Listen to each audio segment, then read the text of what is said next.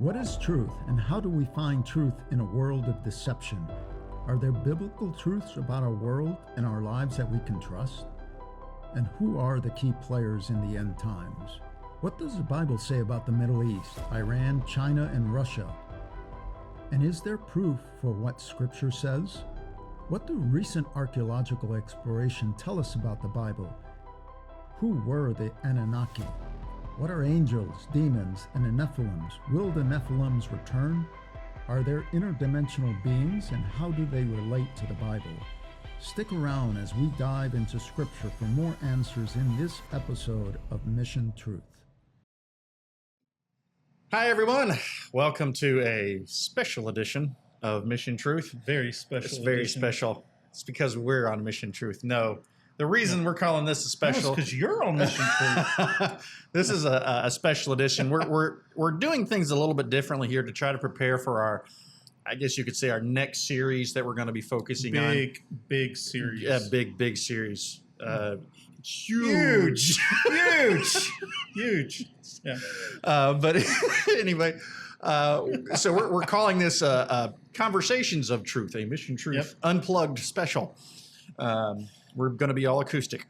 So it's really what we're going to be focusing on in these next episodes is the flood in Genesis. And the reason we kind of wanted to do this episode before we actually dove into the biblical the flood. I'm diving in. I'm going. Okay, sorry. Had a little Stephen Curtis Chapman there on the brain. So before we dove into the flood, we kind of want to cover all of the bases of all the different theories and all of the different things that were going on, like possibly during that time. Possibly during that time, because we're talking.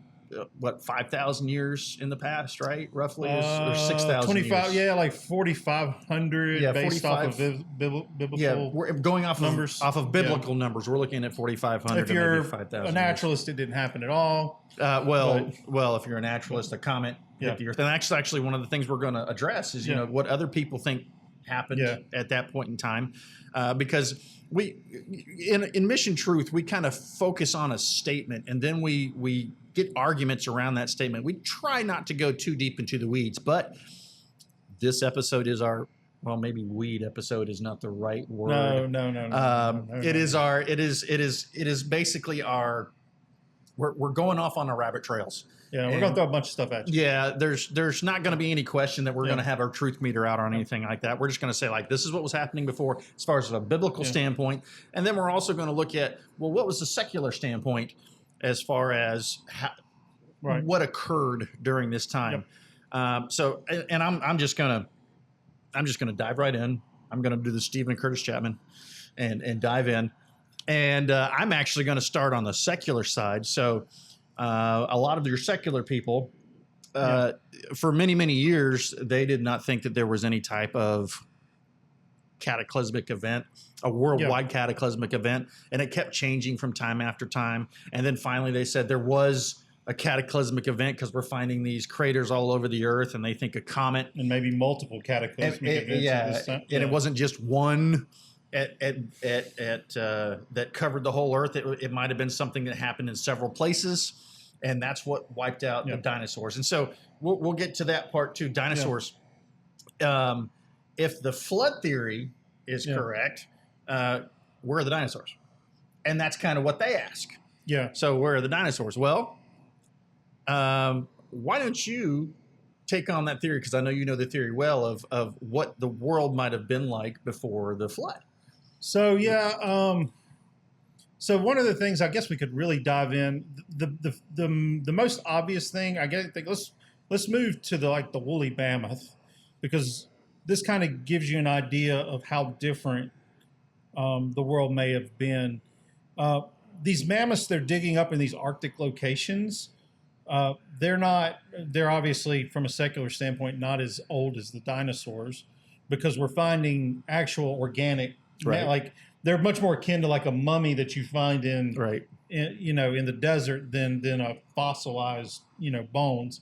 I mean, they have real organic, they have organs and tissue, And one of the things that they've noticed is when they've opened up the stomachs of these animals, there are undigested plants. Crazy. And another thing that people don't realize about mammoths is they don't have fur, they have hair. Right. And that's a very different thing. Hair is not built to be as weather resistant, as resistant to the cold as fur is. And so you have to take your mammoth to the groomer at least once a month. Well, and you also have to think about the size of a mammoth. Yeah. The amount, let's just take the modern elephant, and I don't know the number, but it's several hundreds of pounds of food a day that it takes to keep a modern elephant healthy. And you think about if they lived in a very cold weather, snowy climate, where are they going to find the food that it would take to maintain their body weight? Yeah. And so the point being is I think a lot of people are starting to recognize that the world that the mammoths lived in wasn't an ice world. It was a more temperate, more tropical climate. Well, maybe not tropical, but more mild climate. I mean, more like maybe what we see maybe here in the South. And so the point is that I think the biblical record also sort of tells us that the temperature on the earth was much more uniform during this time. Yes.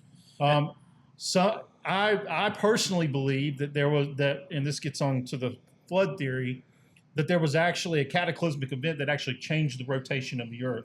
In other words, it changed the center of mass of the earth. And we can kind of know, some of y'all may be familiar with the idea of Pangea and the global continent. I do believe all the continents were a part of a single mass at one point, and that those things have drifted apart. Some people would say over millions and millions of years. I think it was probably over days. Yeah. And we'll get to that when we get to the flood theory. But the point is in doing that, you change the center of mass for the earth, which then changes, and we could do an experiment. If I had a bowling ball and a nice piece of like lead that would stick to it, I could show you how if you place the lead in a different place and spin the ball, it would eventually rotate to the point where the lead is spinning on the equatorial. Yeah. And I think that's what happened to Earth, and that's why we no longer we have this tilted rotation of 20-something degrees. 23 degrees that it is now. I don't think originally maybe the Earth was actually rotating parallel to its orbit, which would have created a much more even heating of the Earth as the Earth turned in a more moderate climate. There's some other things to it. You can talk about like the canopy theory and all that stuff that would have maybe played into that. But I think that's sort of the basis of what the world was like. The Bible says it had never rained on the Earth before the flood. That the dew would come up from the ground. And that's one thing we can't prove. Yeah. And so this is all biblical based and drawing some conclusions from a few things that we've observed, from I was called archaeology, but from science. Well, so that's kind geology. of geology, because you also have those issues where you have all the strata, and then you have a log, a petrified. Well, log I was just talking about like what the world was before. That's more indicative of of the actual flood and what I think, or what I would believe happened during the flood. Well, and of course, you get to secular geologists or anything, they always have an explanation as to why that is the way it is. And then, of course, they also believe that humans and dinosaurs did not coexist. Yep. That they were at different times, and of course, through evolutionary biology, we came out of the primordial soup later. Which the one thing that really drives me insane is they always change their numbers. It depends on who you talk to. Yeah. And of course, they use carbon-14 dating, and there's an issue with carbon-14 dating. I'm not going to get too much into that right now, but we'll talk about that in another episode. I've got a pretty long because he's the scientist. I'm sure he's got a lot. Yeah. He's got a lot to say on that one. I actually did a research paper on it when I was in college, as far as that's concerned. But and when you were talking about the of what the Earth was like before the cataclysmic event, we were just talking about it from a biblical perspective. Well, from the secular perspective, the Earth had no humans. Right. It was ruled by the dinosaurs. And and it's gone through a cycle of multiple ice ages, right, of freezing and thawing and freezing and thawing. One of the biggest, I've seen this on which freezing is not exactly a technical term, and technically we're in an ice age still because there's polar ice caps. And I honestly, they're melting. The poor polar bears. I'm not going to get I love into polar that. bears. Polar bears they're actually brown bears too. Anyway, but you know that. But I won't get into that. Okay. But they are crikey. But we didn't come along until after all this is settled. One of the things that they have trouble getting around is the moon. Okay. Yeah. So we know from, and of course, depending on who you talk to, we've never landed on the moon. I believe we landed on the moon. I even heard some, they just sent the Artemis 2 around it. Yes. And I was playing video games the other day and some guy was like, oh yeah, did you see the fake pictures they sent from Mars? And I'm like, oh my goodness. It's like, are we still here? So I know they dropped a mirror in the Apollo missions on the moon, and there's I think it's in Texas. There is a observatory that fires a laser at that That's mirror. One of the reasons we know we've been to the moon. Exactly, and it gets a distance, and that distance has been constantly moving further and further away. By like tenths of a millimeter right now. Very little. But when you look at it as far as a million years, okay? Yeah. So somebody actually took the moon and said, well, if this happened millions of years ago, and then it says, what would the moon look like? Because we know it's moving further away. So it must have been part of the Earth. And this is actually one of the theories in that the moon came off of the Earth. Yeah. And then, because it was so close to the Earth was volcanic and had all of this major stuff going on. Then it slowly moved away and it controls our tides and what have you. The biggest thing with this argument is that if we're talking about pre-flood, what makes the most sense to me is that if we are wobbling now, something happened that put us into a wobble. So most likely at some point in the past, we were perfectly perpendicular. Yeah, by the way, we are wobbling. Our that's different than changing. Yes. Not only are we at 23 degrees, wobble a little bit, but we're wobbling. Yeah. So it was a severe, and that's where they have the comets hitting the Earth, because that would make sense. I mean, if a massive stellar object came and hit the Earth as fast as we're going through the universe, it's going to make the Earth wobble or tilt or what have you. But it makes sense in that you were probably perfectly perpendicular, and then the moon had perfect pull on the Earth, so it wasn't moving further away at that point in time. Yeah. And of course, we don't have that data before we landed on the moon, and that's when they started getting all this data that happens there. And the moon has scars on it that we always see one face of the moon. Yeah, it's in what's called a tidally locked orbit. Yes. In other words, it rotates at a perfect speed to always give the same side of the face to the Earth. So we never see the dark side or the back side of the moon from the vantage of Earth. Astronomically speaking, we're really, really close. Yeah. So how does the moon have craters facing us? Yeah, it's a little strange. So we'll get into that. We'll get into that. We'll see what that's like. So that's one of the questions there. Yep. I've also seen some other theories too, because there are a lot of people. We believe in a worldwide flood, and that's kind of what we're gonna point to. I believe scientifically in a worldwide flood. Not just biblically, scientifically, I believe in a worldwide flood, and I think I can support it. Yeah, and the evidence too. I believe you're going to probably pull up the same evidence that I'm thinking of, as far as. That's what I mean by scientific. I'm using smaller words. But one of the theories that really bothers me right now that I've seen is that the pyramids, we were talking about this earlier today. Yeah. Okay.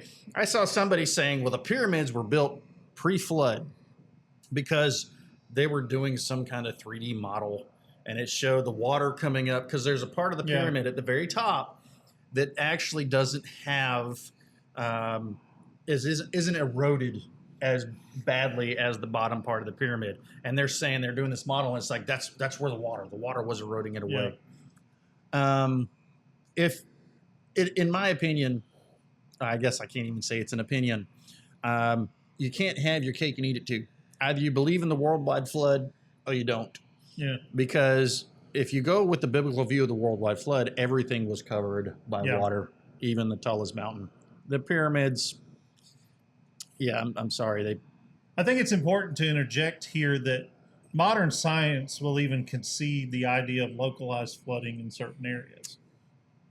To be honest with you, that's the only way you can get fossilization. Yeah. That's what a lot of people who aren't scientists and don't traffic in that kind of stuff don't understand is you have to have rapid burial in order to have fossilization. And the only way to get rapid burial really is through some sort of a water event that pulls a bunch of sediment in over top of it and then lays it down on top of it. Now, you could theoretically do it with some sort of avalanche, not a snow avalanche, but like a rock slide. Well, Although it's still, to me, I'm not entirely sure you could get enough pressure from that kind of what I would call a shallow fossilization. You need a lot of pressure to create these kind of fossils. That's where the weight of the water comes into play. Well, and the weight of just the sediment that's on top of it. Yeah. So. And then, the other thing when we're talking about water events. Now, I had brought this up recently in a class that I was teaching. We were talking about Jonah. Yeah. And Jonah was going to the city of Tarshish in the Bible. And there's actually speculation into where exactly that was located. Because historically, we don't know exactly where it was he located. fled to Tarshish. Well, that's where he was going. Yes. Yeah. That's where he was going. Supposed to go to Nineveh. Correct. He was supposed to go to Nineveh, which oddly enough, Nineveh is nowhere near water.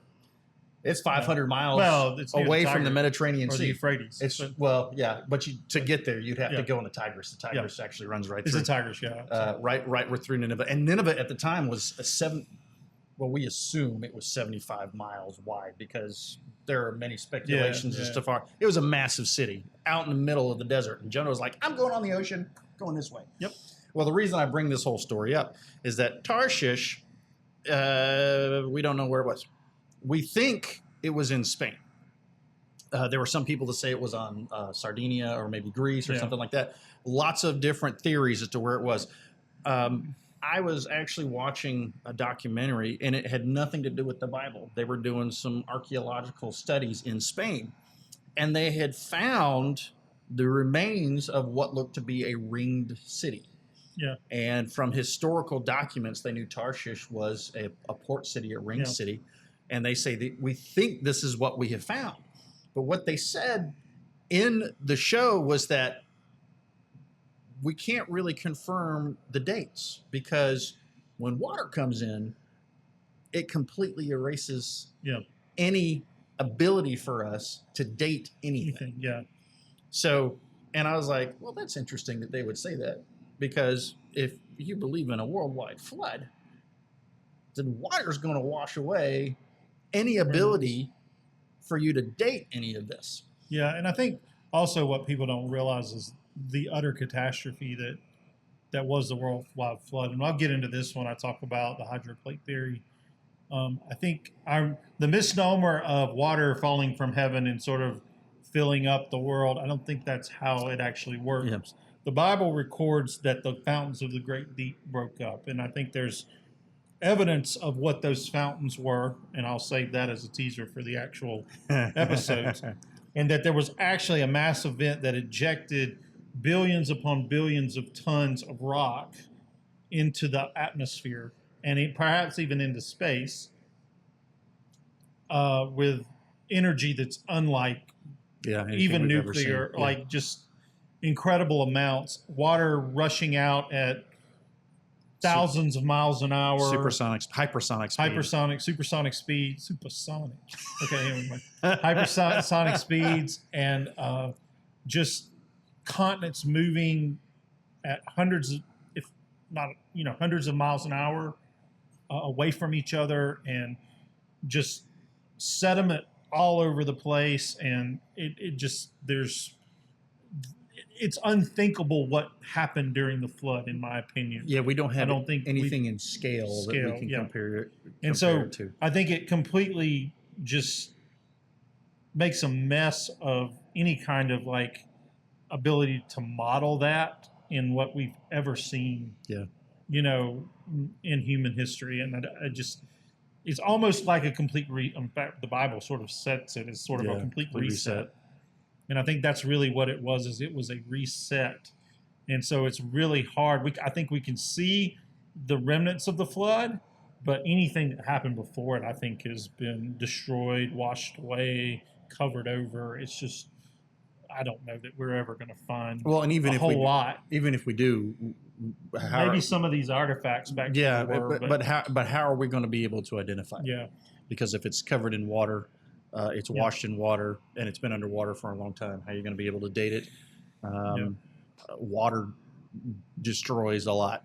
Yeah. So that's just one of those interesting facts about the world that we live in. So we've kind of gone over what the Bible says. We've kind of gone over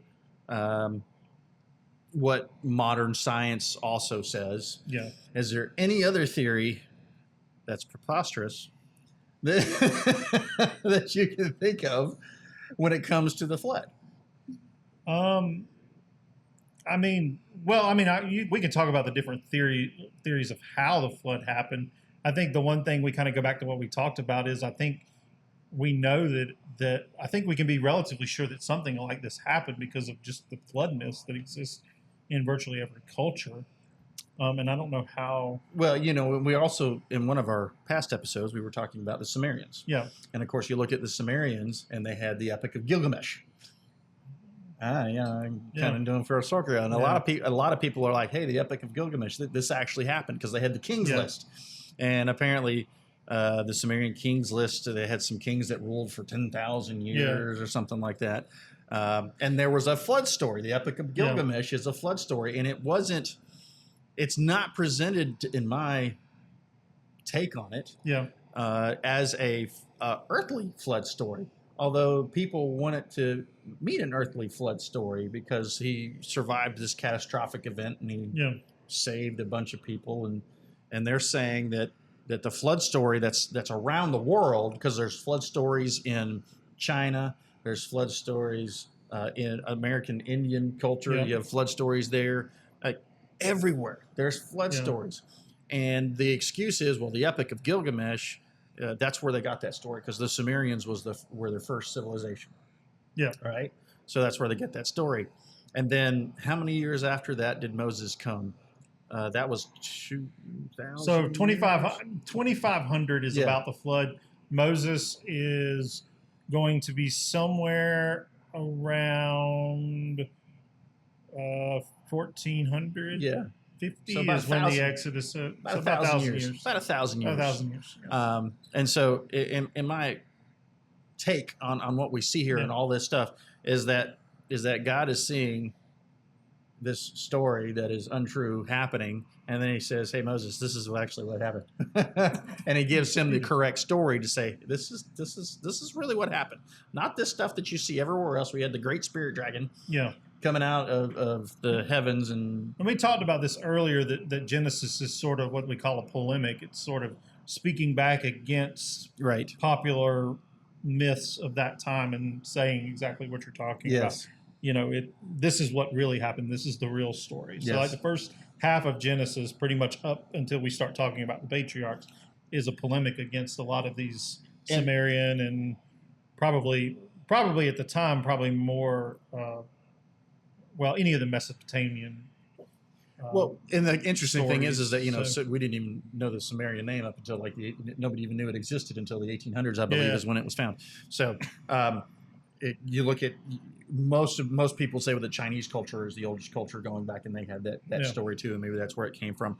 The other interesting part of this Genesis story is that there's actually some debate. We've actually never talked about this before. We've talked about Genesis as a whole, but there's some debate as to whether Moses actually got all of it on Mount Sinai, or there is also a collection of historical documents that the Jewish people had with them, and he compiled all of that knowledge into what Genesis is. Yeah, that gets into I think what they call the documentary hypothesis, the documentary hypothesis. Yeah, well, and because there's also the theory of Which I'm not fully on board Noah with. had the two pillars of what it was like before the flood, and apparently they survived the flood. How they survived the flood, I don't know. That's that's one of those hearsay type things that go there. So many different